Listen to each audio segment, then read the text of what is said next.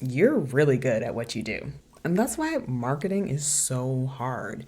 Here's the thing, I've worked with people who have been working in their field for years, people who have climbed the corporate ladder and become senior leadership, or people who have taken skills that they learned in one area and started to apply them in another, like people who worked in education but shifted to online businesses, or even people like me who have multiple degrees in their field of study, have years of experience, and now want to take all of that and use it to grow their business.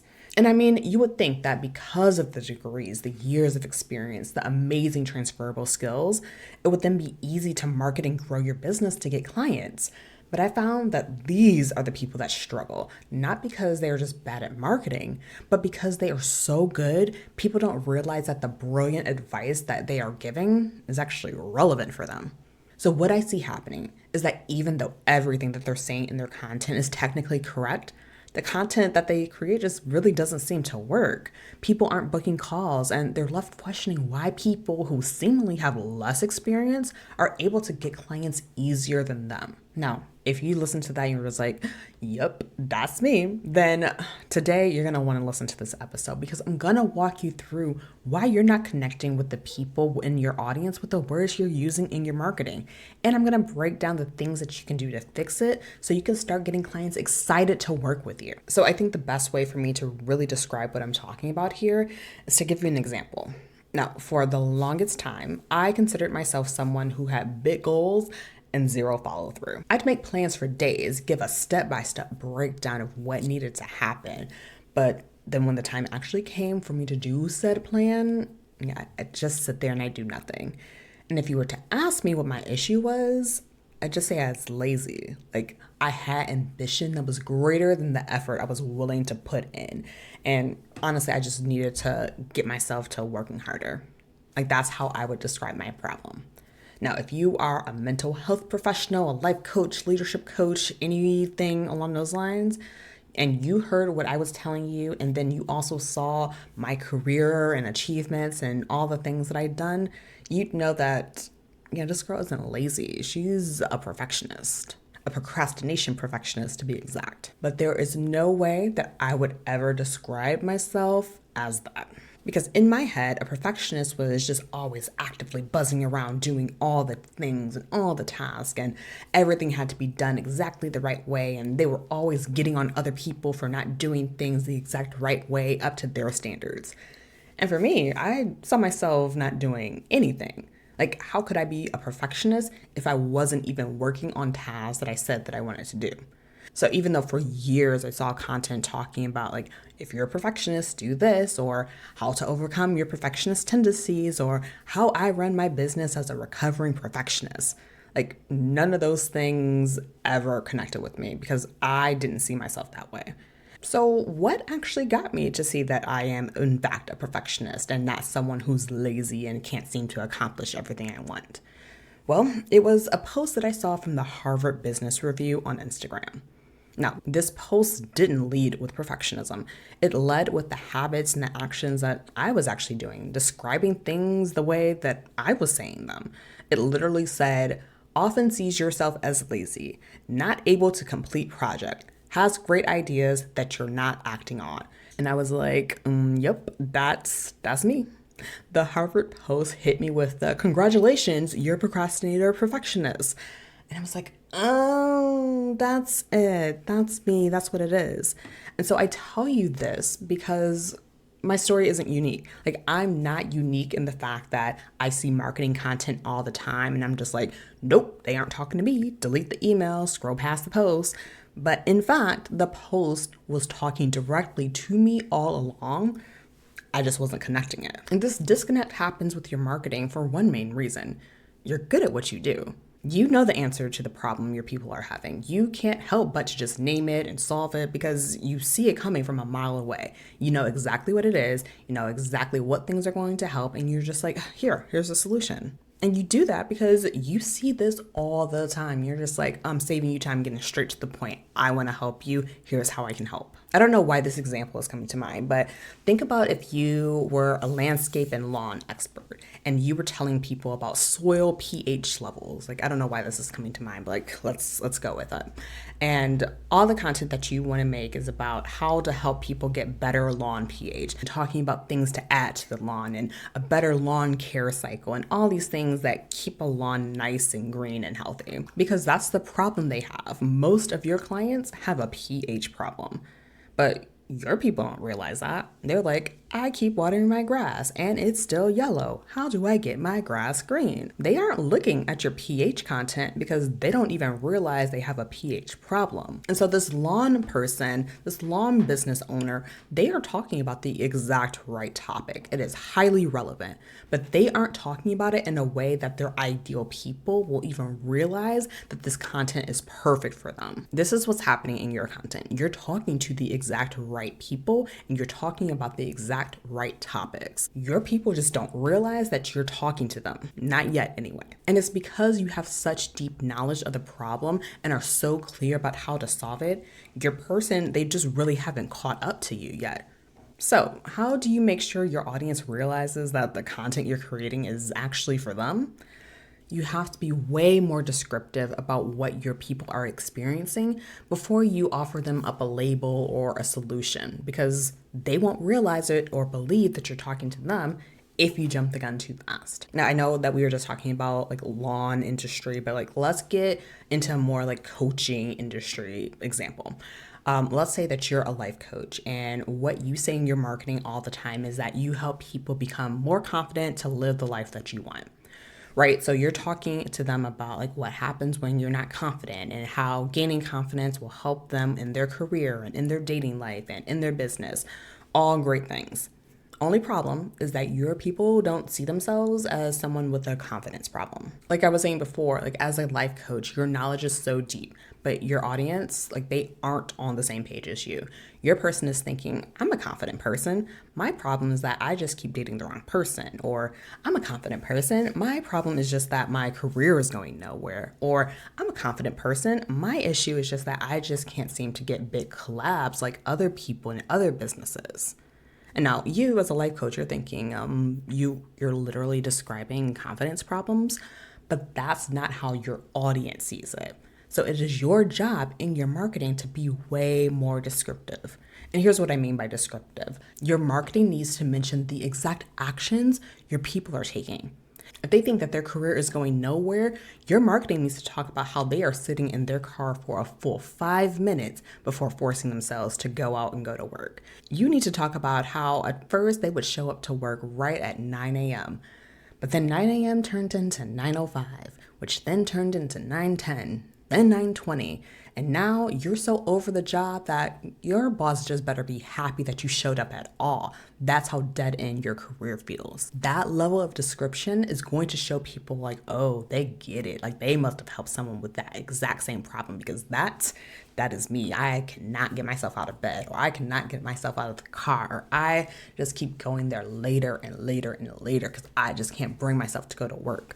That level of description, that's what's going to get people to say like, oh, maybe whatever they're going to say next is for me. Like with me and realizing I'm a perfectionist, I needed that description because otherwise I would have just skipped the post.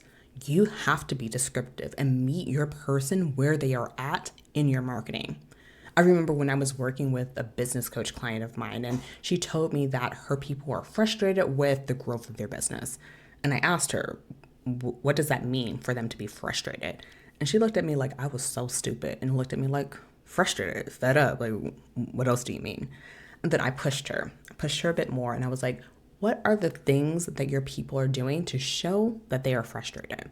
And she thought about it for a minute and she gave me a list. Like she gave me a breakdown of, oh, they're looking at their IG post and they're refreshing it over and over again, hoping that someone's going to like the post or make a comment. And then they feel sad when just nothing changes or the numbers like only increase a little bit of the number of views and that type of thing. She told me how, oh, they're sending emails and they're not getting any clicks. And so they're disappointed and frustrated with that. Or she told me that, oh, they're frustrated because they're not getting any sales calls booked, even though they've been posting really consistently for weeks and weeks. And I was like, that is getting way more descriptive than just saying you're frustrated with the growth of your business. And one of the things that I teach my clients when I work with them one-on-one is how to do this, how to dig deeper, how to get more specific, how to break down the actions and the thoughts that their ideal clients are having, so that when that ideal person does see their marketing, they realize that, oh, yep, this is relevant to me. I see what they're talking about, and something in here could be helpful for me and the things that I'm going through. Once you start getting more descriptive in your marketing, you'll notice something interesting happening. People will move through stages of understanding what they need.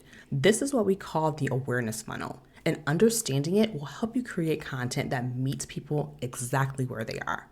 The awareness funnel is how you get people who know nothing about you or the problems that they have all the way to knowing, oh, this is the problem, and I know that exactly working with this person, that's going to be the solution and solve everything for me. So there are 5 stages to this funnel. There's unaware, problem aware, solution aware, product aware, and most aware. So let's dig a little bit into this awareness cycle. Now, unaware is when people are just going along, not even realizing that what they are experiencing is a problem. This could be someone who just assumes that all jobs suck and don't pay well, or going back to that long example from before, everyone in our neighborhood has yellow grass in the summer. Like, that's just the way it is. That is unaware. Then you have problem aware. This is when it becomes clear that the situation a person is in is actually not what they want. Like, keep going with this long example. I don't know why we're going here, but I'm very into lawns right now. But sticking with that example, let's say someone new moves into the neighborhood and their lawn is now green all the time. And someone's like, oh, I thought that all the lawns in this area were just always yellow when the summertime. What's up with that? Maybe I do have a problem. Maybe there is something that I need to change. Like, that is becoming problem aware. Now, at this point, they just know that something isn't right. They know that their grass is yellow. It shouldn't be yellow because someone else has a green lawn. But they actually, at this point, don't know what to do about it. That takes us to our next step, which is solution aware. Now, solution aware is where most businesses hang out. This is where our lawn care person was hanging out and talking about the pH levels. It's not until this point that your audience is like, oh, pH is the issue. Or going back to the life coach before, it would be like, oh, confidence is my issue. They weren't realizing that before this point right here. The solution, like, oh, work on my confidence, oh, work on my pH. Now, this next stage is product aware. This is when our homeowner, they're just like, yes, I know I've got a pH problem, but what are the things that are out there that are going to help me solve it? Being product aware is learning about all the products that are out there, the pros and the cons of each. Maybe one product is a one-time solution that you spray on the grass and it gets fixed, but maybe another product is a multi-step process, but it will work for years. All of these things are realized in this product aware stage. So now that our person knows that they have a problem, they know that there is a solution, and they've seen different products that can solve it, the last stage is most aware. This is where people are looking at your sales page over and over again. They're looking at reviews. They know and have done a lot of research, and they just need a little bit more information before they go to that checkout page. Now, this is the stage where if, like, say you're a product-based businesses, you'd be giving out free samples. Or if you're in the service space, like, you're giving a free consultation or a workshop, and you're doing all this so that you can answer any and all the questions or concerns that someone might have. Now, you might be listening and just like, okay, all these 5 steps, that sounds like a lot to be able to take people from beginning to end. And here's the thing, moving through this funnel, it goes so much faster the more descriptive you are, the more you highlight the actions that someone is taking. One piece of content can take someone from unaware to problem aware to solution aware simply by making it clear that you know the situation that your person is in right now and that something exists to solve it. Being descriptive and talking about those nitty-gritty details does so much to speed up this process. Understanding this process helps you to better leverage your deep knowledge and direct it to creating the kind of content that will get people to realize that, yep, working with this person, that's exactly what I need. Most of the clients that I work with, they come to me and they're just like, but I need a sale now. So they want to jump straight to the sales generating content, not realizing that the people in their audience right now, they need to become more problem aware. Or maybe it is that they are problem aware, but they need to know more about the unique solution that you have. Understanding these awareness stages explains why you, someone with so much brilliant expertise, just struggles to convert people with your content.